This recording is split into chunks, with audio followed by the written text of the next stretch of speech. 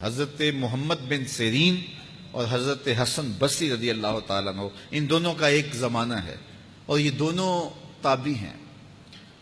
ان میں سے ایک کا وصال ہوا، انتقال ہوا، حضرت محمد بن سیرین کا وصال ہوا یا حضرت حسن بصری کا وصال ہوا، تو دوسرے تابعی جو ہیں ان کے جنازے کے لیے نہیں گئے۔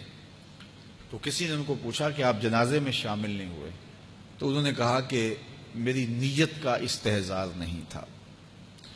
تو آج نیت کا استحضار تو دور کی بات ہے، ہماری نیت ہی دوسری ہوتی ہے، تو پھر اعمال خیر نہیں رہتے۔ تو یہ بنیادی چیز ہے۔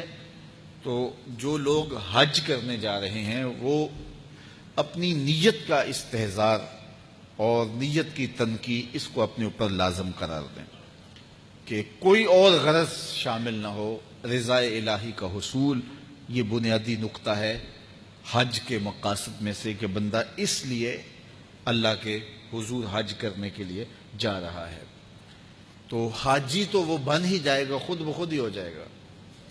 اچھا، کئی لوگوں کا یہ خیال ہوتا ہے کہ میں نے ایک حج کیا ہے تو حاجی بن جاؤں گا، اور زیادہ حج کیے جائیں گے تو پھر الحاج بن جاؤں گا۔ تو یہ ایک عوام کی غلط فہمی ہے۔ حاجی اور حاج ان دونوں کے اندر کوئی فرق نہیں ہے۔ حاجی بھی اس میں فاعل کا صیغہ ہے اور حاج بھی جو ہے وہ اسی معنی میں ہے۔ تو حاجی ہو یا حاج ہو، الحاج ہو، الحاج الف لام تو معرفہ کے لیے لگ گیا۔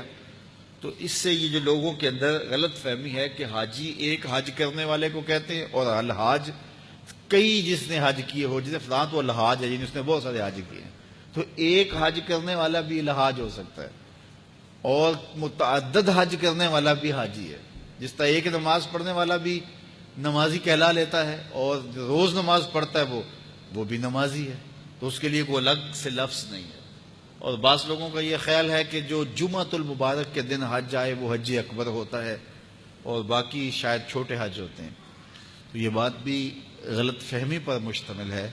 جمعۃ المبارک کے دن اگر کوئی حج آ جائے تو ظاہر ہے جمعہ کی برکتیں بھی ساتھ شامل ہو گئیں، لیکن حج اکبر یا حج اصغر کی یہ تقسیم نہیں ہے۔ عمرے کو حج اصغر کہا گیا ہے اور جو حج ہے اس کو حج اکبر کہا گیا ہے۔ تو ہر حج یہ حج اکبر ہی ہے، اور حج اصغر العمرہ وہ عمرہ ہے۔ تو یہ دو غلط فہمیاں ہم دور کر لیں کہ ایک تو حاجی اور حاج میں کوئی فرق نہیں ہے، حاجی بھی اس میں فاعل کا صیغہ ہے اور حاج بھی اسی معنی میں ہے۔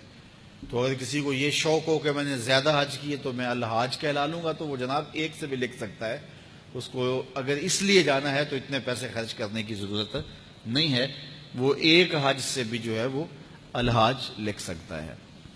تو یہ مقصد نہیں ہے کہ میں حاجی کہلاؤں یا الحاج کہلاؤں۔ اگر یہ مقصد ہو گیا تو پھر یہ ساری کی ہوئی محنت ضائع چلے گی۔ مقصد رضائے الہی کا حصول ہے۔ اللہ تعالیٰ جل شانہ یہ نصیب کرے، اور یہ حج کے بنیادی مقاصد میں سے ایک مقصد ہے کہ اللہ کی رضا کو حاصل کیا جائے۔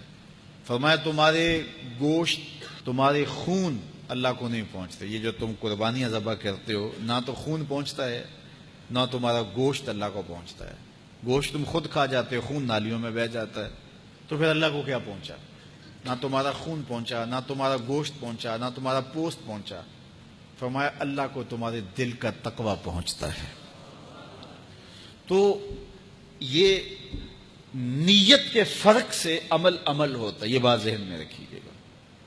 ہجرت جیسا عمل کتنا بابرکت عمل تھا، کتنا خوبصورت وظیفہ تھا،